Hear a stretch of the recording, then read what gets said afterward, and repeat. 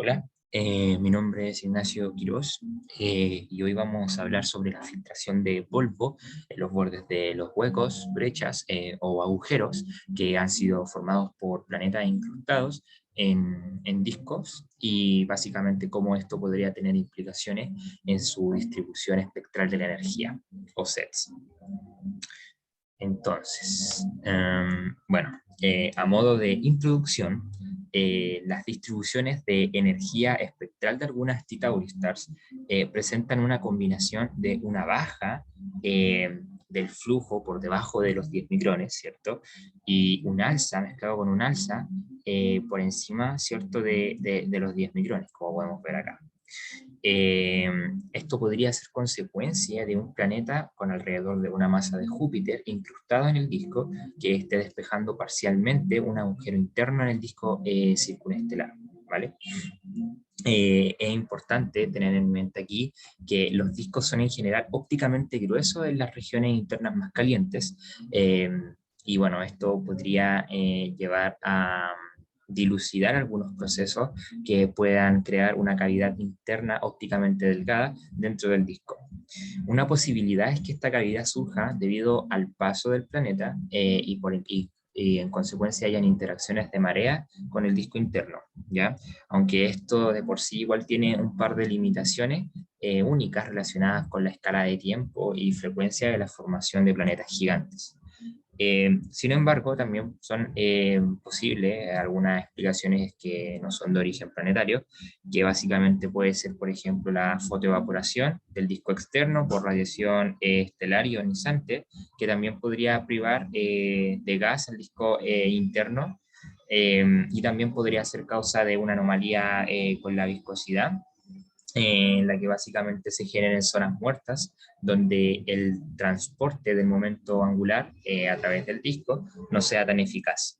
Bueno, aunque es bueno mencionar que estos modelos de disco están sujetos a grandes incertidumbres provenientes de la eficiencia del transporte del momento angular, eh, aunque también tenemos las firmes señales de acreción observadas para aquellas estrellas tipo Titauri, que implican que debe estar presente un disco de gas interno alrededor de la estrella. Ok, entonces ahora tenemos que hablar sobre la dinámica del gas y el polvo. Bueno, en un principio, cuando el polvo es pequeño, este se mueve con el flujo del gas, ¿ya? Se mueve con el gas. Pero debido a las turbulencias que se generan en el disco, el polvo va a colisionar con otras partículas, produciendo un fenómeno que se llama coagulación, el cual derivará en el aumento de tamaño del polvo. El gas y las partículas de polvo van a interactuar con una fuerza de arrastre, que es una consecuencia de las diferentes velocidades orbitales entre el gas y el polvo, ya que cuando el polvo crece, este típicamente tiene una velocidad kepleriana, ¿ya?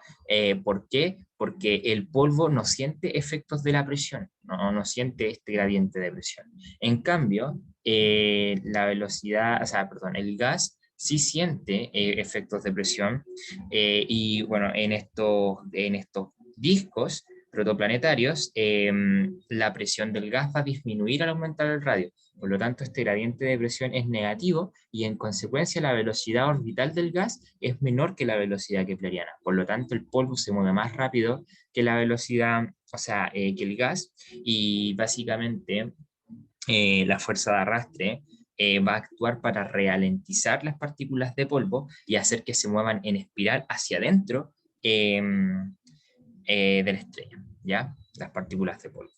Entonces, bueno, en este gráfico podemos evidenciar más o menos lo que habíamos explicado. Las partículas van a ir aumentando, ¿cierto? A medida que pasa el tiempo, y la velocidad que tienen hacia adentro del disco va a ir incrementándose también hasta el orden más o menos de 10 centímetros, cuando la fuerza de arrastre empieza a hacer efectos y disminuye la velocidad. Bueno, como habíamos hablado, la migración hacia adentro se genera cuando el gradiente de presión es negativo, como se muestra acá. Sin embargo, si por alguna razón hay regiones del disco donde la presión del gas aumenta al aumentar el radio, es decir, el gradiente de presión sea positivo, las partículas de polvo van a querer seguir a ese máximo de presión, ¿ya? Y se van a mover hacia afuera, es decir, ya no se van a mover hacia adentro, sino que se van a mover en este sentido. Ahora, también que es importante mencionar es que esto es debido a que la velocidad del gas alcanza una velocidad por sobre la velocidad kepleriana, tiene un gradiente de presión positivo, y va a ir mucho más rápido que el polvo, haciendo que la fuerza de arrastre, ¿cierto? Esta vez esté de frente, por así decirlo, en este sentido de acá, a las partículas de polvo, haciendo que se forme esto de acá, este efecto como de atrapado cuando las partículas de polvo ya están crecidas. Y bueno, esto podría ocurrir en presencia de estructuras espirales autogravitantes, en presencia de vórtices, o si es que algún planeta incrustado ha formado alguna brecha en el disco. Bueno, si es que todavía hay acumulación de gas en esta parte del disco, las partículas de polvo que se van a mover lentamente, ¿cierto? Por este borde de la brecha,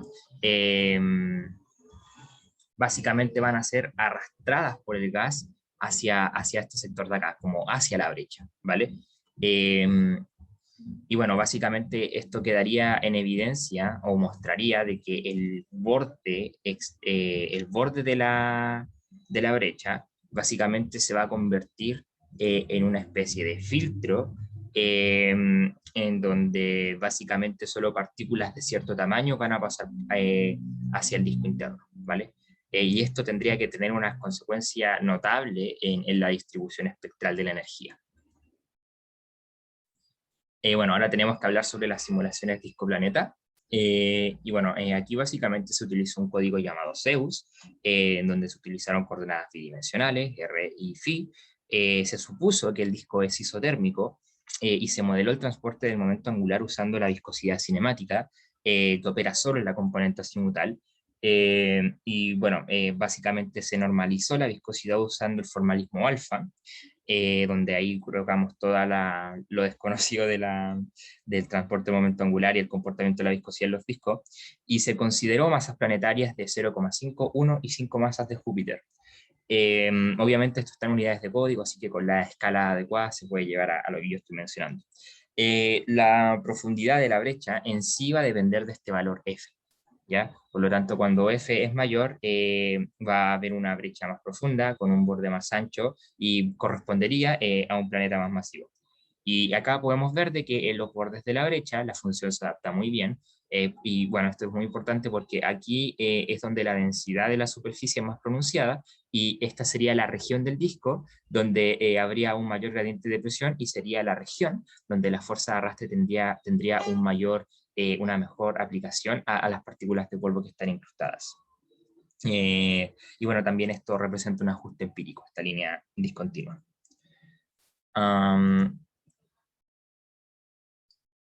Ok, ahora tenemos que hablar sobre la migración del polvo al borde de la brecha. Para determinar cómo el arrastre del gas influye a las partículas de polvo en el borde de un espacio abierto, ¿cierto? En esta parte de acá, debemos conocer el gradiente de presión del gas, porque así vamos a poder conocer la velocidad radial de las partículas sólidas en cualquier punto del borde del espacio, ¿ya? Y esta solamente va a variar a lo largo del radio de la brecha, ¿ya? Tal como se muestra en esta parte de acá, en donde vemos que la velocidad radial eh, está contra el tamaño de la partícula, y estas curvas representan a diferentes posiciones, a diferentes radios del disco.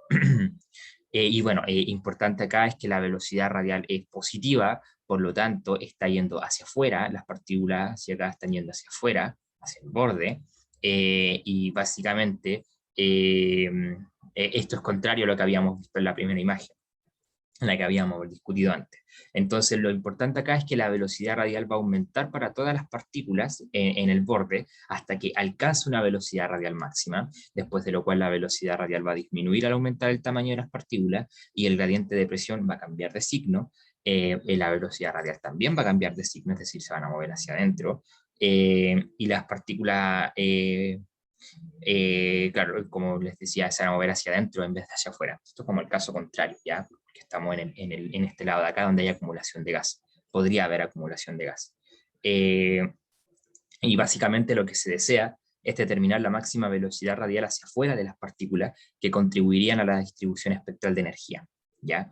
Antes del cambio del gradiente.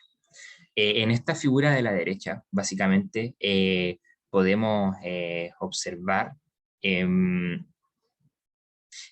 cómo se comporta la velocidad radial en función del tamaño de las partículas, ¿cierto? Pero esta vez lo consideramos para dos densidades superficiales diferentes y queda de evidencia que a medida que aumenta la profundidad de la brecha con un borde más ancho, o bueno, también esto podría ser por el aumento de la masa de un planeta, la velocidad radial máxima se va a desplazar hacia partículas más pequeñas. Eh, y bueno, todo esto deja en evidencia que un planeta incrustado puede influir significativamente en la estructura de la velocidad del gas alrededor del planeta mismo. Y aunque el material que nosotros ahora estamos considerando es el que se acumula a través del espacio en el disco interno. Y parece que el planeta en general no le afecta en gran medida. Al menos en las proximidades del borde del espacio, ¿cierto? Como más o menos por acá, no lo siente mucho. O sea, perdón, por aquí. Eh, bueno, por lo tanto, la velocidad radial del gas a través del borde del espacio va a estar determinada solamente por la viscosidad del disco y también va a estar relacionada con la tasa la tasa de acumulación de masa, ¿vale? Por otro lado, el material que está más influenciado por el planeta es el material que ya se acumuló en la brecha, este material de acá, el cual finalmente va a terminar por acumularse acá en el planeta. Las simulaciones numéricas sugieren que la tasa de acumulación de masa a través de una brecha en realidad va a disminuir con el aumento de la masa planetaria. Entonces, si es que esto llegase a ser así, el tamaño de las partículas que serán arrastradas por el borde de la brecha, por la acumulación del gas, debería disminuir al aumentar la masa del planeta, ¿ya? Y bueno, el modelado que nosotros consideramos para las distribuciones espectrales de aquellos sistemas que tienen déficit de infrarrojo cercano, sugiere que la distribución del tamaño del grano en el disco interno va a diferir de la distribución de granos del disco externo, ¿ya? De una manera que es consistente con el traspaso de polvo a través de la brecha. Bueno, algunos sets de algunas Titauri podrían ser el resultado de un planeta, ¿cierto?, que esté incrustado, pero todavía no hay evidencia clara que este sea el caso. Sin embargo, es sabido que un planeta lo suficientemente masivo tendría un efecto real sobre la estructura del disco gaseoso y que esto podría influir en la distribución de las partículas. Y que esto también, a su vez, debería influir en la naturaleza del set resultante. Y bueno, lo que sí también sabemos es que tienen que haber dos poblaciones de partículas de polvo que requieran orificio en el disco con granos pequeños en el disco interno y con granos más grandes en el disco externo, porque esto es evidencia de la característica del silicato que está presente en los espectros de infrarrojo, que proporciona estas pistas que yo le estoy mencionando. Si las partículas sólidas se filtran en el borde de la brecha, la cantidad de masa que llega al disco interno va a depender de la distribución del tamaño de las partículas sólidas. Entonces, si es que esto, si es que cambiara, digamos, la forma, que hay un crecimiento de grano, esto también va a variar en la distribución de las partículas, ¿cierto? ¿Por qué? Porque si hay una reposición constante de polvo interestelar, eh, esto podría aumentar la distribución del tamaño, haciendo que la mayor parte de la masa del disco sean partículas pequeñas, sean granos pequeños. Sin embargo, si es que no hay una fuente de granos interestelares, la distribución final del tamaño puede ser mucho más plana. Y bueno, si es que una distribución ya es relativamente poco profunda, independiente de la presencia de un planeta, ya va a tener una opacidad reducida, ¿cierto? Pero en general, la cantidad de material que puede llegar al disco interno va a depender del tamaño máximo que pueda acumularse a través del borde del espacio y de la distribución del tamaño de las partículas del disco externo.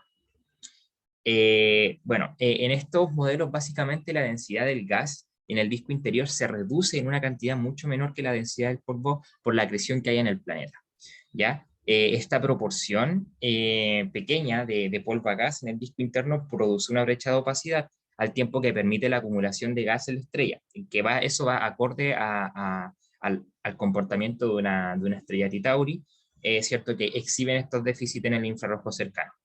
Sin embargo, también se ha sugerido que las brechas de opacidad y la presencia de granos pequeños en el disco interno podrían ser evidencia del crecimiento de grano y la migración rápida hacia adentro, en lugar de inferir la presencia de un planeta que abre brechas.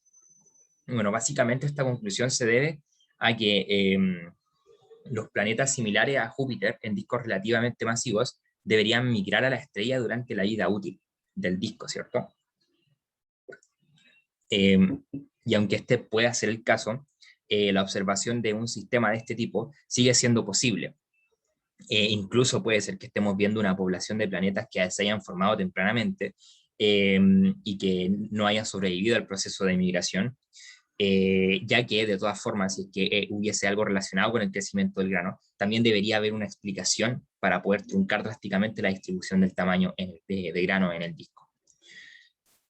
Y bueno, en conclusión, en este paper se usaron simulaciones de interacciones entre planeta disco y modelos de dinámica del polvo para poder cuantificar cómo un planeta influye al polvo en los diferentes radios del disco. Se logró probar que los gradientes de presión en el borde exterior del espacio despejado por el planeta actúan como un filtro, el cual permite que partículas más pequeñas de un tamaño típico de 10 micrómetros pasen al disco interno, mientras retienen a las partículas más grandes en el disco externo. Bueno, esto también es consistente con las distribuciones de población de polvo, ¿cierto? Que en el disco interno van a haber polvo más pequeño y en el disco externo va a haber polvo más grande. Y esto es consistente con el modelado de las distribuciones espectrales de sistemas que tienen orificios internos, que son ópticamente delgados, en sus discos circunestelares, que son ópticamente gruesos. Muchas gracias.